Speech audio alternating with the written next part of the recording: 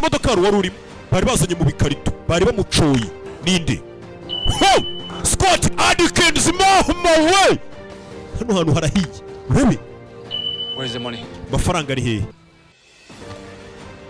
murakaza neza kuri channel ya Cabikizo.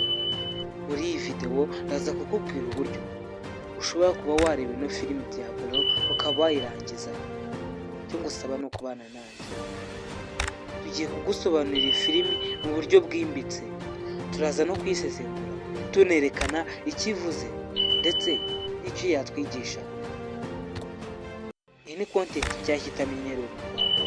Icyo ngusaba ni ukubana nanjye tukarebera hamwe kuri ino filime ya Diablo, filime nshyashya y'amaraso n'umuriro, aho Scott Adkins na Mariko Zalo bongeye kwerekana ko filime atari amagambo ahubwo ari ibikorwa. Diablo itangiye mu buryo butunguranye. Umugabo uvuye muri gereza afite ubuzima burimo ibikomere byinshi aza guhura n'umukobwa w'umunyamerika ufite ikibazo gikomeye. Agafasha uwo mukobwa bitari mu nyungu ze ahubwo ari umutima we utuma agira icyo akora. Ariko uko gufasha uwo mukobwa niko kwinjira mu mwijima mwinshi w'ibanga, ubucuruzi butemewe, kwihorera ndetse n'amarorerwa yabaye ahantu hatari kuvugwa. Uyu mugabo asa n'uwashakaga amahoro, ariko amaherezo ahinduka umurabyo mushya. Iyi filimi harimo abakinnyi nyamukuru bayigaragayemo kandi bafitemo uruhare rukomeye. Harimo umugabo w'icyamamare nka Scott Adkins, yagarutse akinamo nka Chris Chaney. Akina neza nk'umugabo utavugisha amagambo menshi, ariko ibyo byose bikakubwira ko ari intwari ivugira mu bikorwa. Uyu ni nk'icyuma gifite uburebure nk'ubw'inkovu z'amateka. Harimo undi mugabo w'icyamamare Mariko Zalo. Uyu niwe wagukiniye nka El Diablo. Uyu niwe mugizi wa nabi ugoye, si wa muntu w'umusazi gusa ahubwo ni umunyabwenge ubangikanye n'ubugome buhanitse. Aha, iyi filimi ifitemo n'abandi bakinnyi b'abagore bakina neza mu myanya ya emotional intelligence, bagaragaza igice cy'ihungabana muri filime. Dore uko filime yafashwe. Filime yafatiwe muri Colombia, irimo amashusho afashwe ku buryo bumeze neza nka Narcos cyangwa Extraction. Harimo ibice by'imisozi, ahantu h'imihanda y'amabuye n'inkengero z'ibiyaga. Camera movement ifite realism, ituma wumva ko uri muri scene. Nko mu mirwano haraho kamera inyeganyega gato. Reka tuvuge ku mirwano n'imikoreshereze ya martial arts. Scott Adkins azwiho gukora imirwano we ubwe, ntabwo akenera undi muntu uza kumubakinga, kandi hano yabikoze neza. Hari aho barwana ari bane icyarimwe akabatsinda mu buryo bwa realistic, mu buryo bwa nyabwo, butari bwo buryo bwa Hollywood super power aho bagutiza imbaraga. Aha aba yakoze imirwano ifatika yuzuyemo gutera ndetse no kugongana n'ibikoresho. Scott Adkins ahangaha yabyitwayemo neza. Ubutumwa n'imvugo yishe inyuma y'iyi filime. Iyi filime ivuga ku gucunga ubuzima bwawe bwacitsemo ibice. Iravuga ku buntu n'ubwitange, ku kwihorera no kubabarira.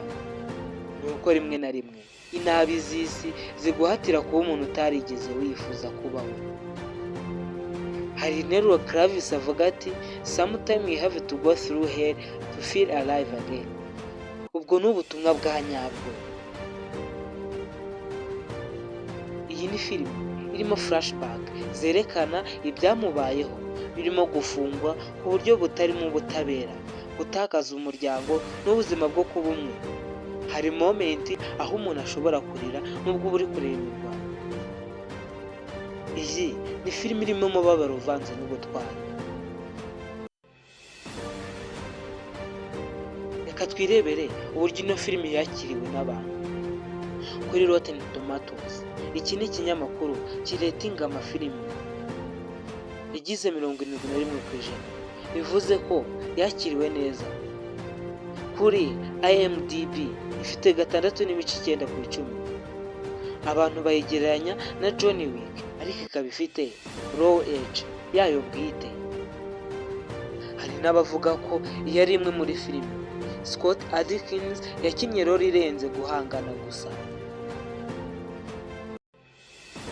Reka turebe ugereranyije no mu zindi filime zo mu rwego rumwe.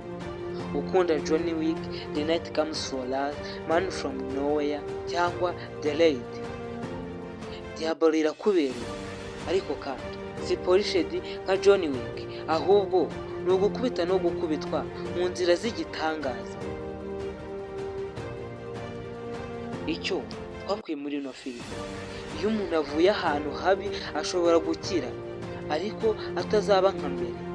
Ubutwari nyakuri si ukwica, ni ukugira icyo ukora mu gihe ubona abandi ntacyo bakoze.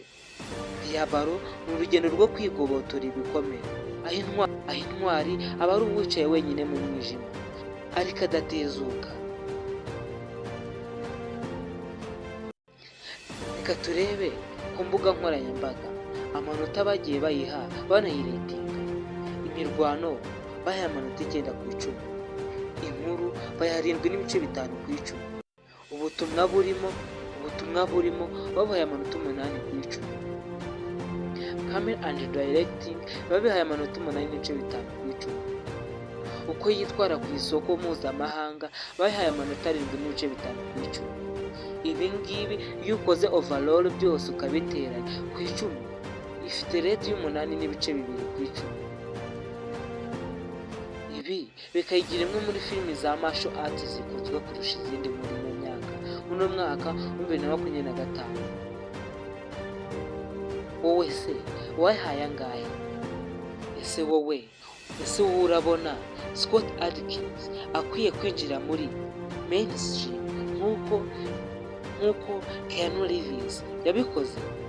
Andika igitekerezo cyawe, utange like niba wakunze isesengura, ubundi duhurire mu gice gikurikira. Iyi ni channel ya Rukezo. Niba ukunze ibyo dukora, tubwire muri comment filime twazagukoreraho ibutaha.